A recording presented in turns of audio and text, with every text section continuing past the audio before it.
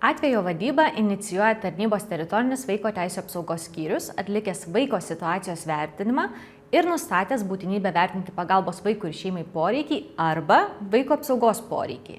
Tarnyba ne vėliau kaip kitą darbo dieną kreipiasi į vaiko gyvenamosios vietos savivaldybės socialinių paslaugų įstaigą, prašydama paskirti atvejo vadybininką ir nedelsiant organizuoti pagalbos vaikui ir šeimai suteikimą. Po to, kai tarnybos teritorinis skyrius kreipiasi dėl atvejo vadybininko paskirimo, jis apie tai informuoja šeimą ir suteikia informaciją, kokia socialinių paslaugų įstaiga šeimai teiks atvejo vadybos paslaugas. Už individualaus atvejo vadybos proceso koordinavimą yra atsakingas šeimai paskirtas atvejo vadybininkas bei socialinių paslaugų įstaiga, o jau savivaldybė atsako už pagalbos vaikui ir šeimai užtikrinimą. Atvejo vadybos procesas gali būti pradėtas ir pačių vaiko tėvų ar pagalbą vaikams ir šeimoms organizuojančių ir teikiančių įstaigų iniciatyva, jei jų vertinimu vaikui ir šeimai būtina pagalba. Tokiu atveju prašymą socialinių paslaugų įstaigai dėl atvejo vadybininko paskirimo turi pateikti vaiko tėvai arba šeimoms pagalbą organizuojanti ir teikianti įstaiga. Atvejo vadybininkas koordinuoja atvejo vadybą, kurios metu ir yra organizuojama bei teikiama kompleksinė pagalba šeimai, siekiant jai padėti įveikti įvairiausius iškilusius sunkumus. Detaliau pažvelkime, kas sudaro atvejo vadybos procesą.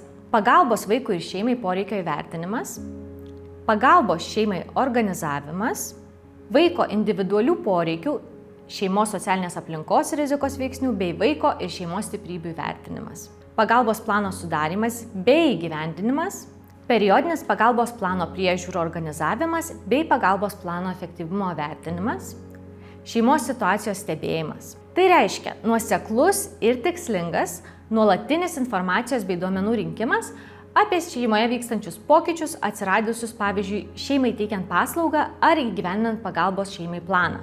Atvejo vadybos posėdžius organizuoja ir juos dalyvius kviečia atvejo vadybininkas.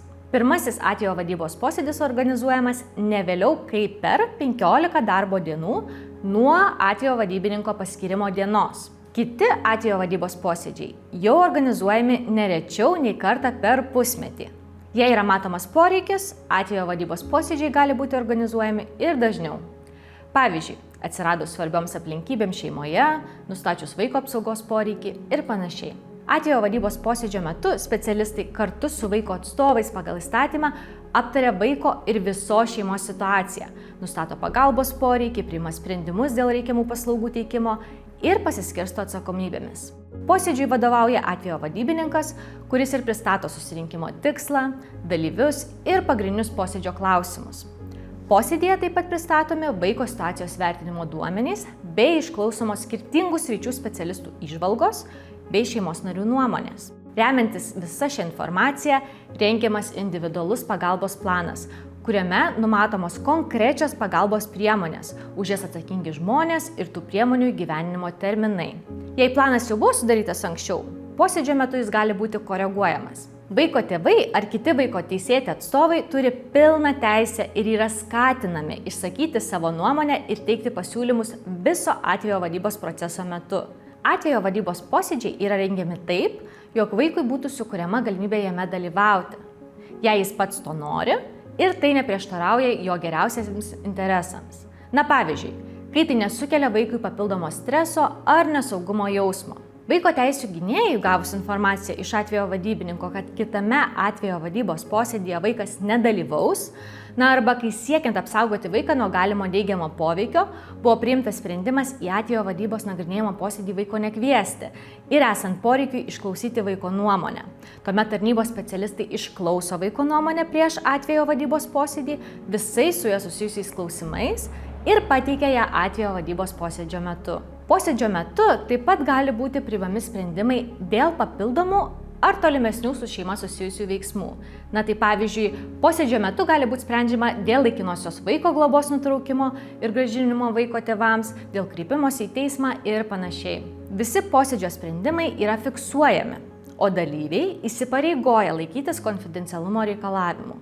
Posėdžio pabaigoje sutariama dėl pagalbos plano įgyvendinimo priežiūros, stebėsenos ir kito posėdžio datos, bei pasirašomas sudarytas pagalbos planas. Pagalbos plano kopija įteikiama posėdėje dalyvavusiems specialistams ir šeimai.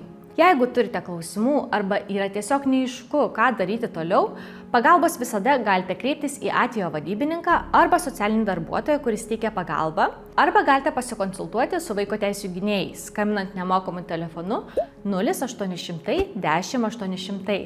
Taip pat mums galima rašyti žinutę ir mūsų interneto svetainėje vaiko teisės lrv.lt esančiame pokalbių laukelyje.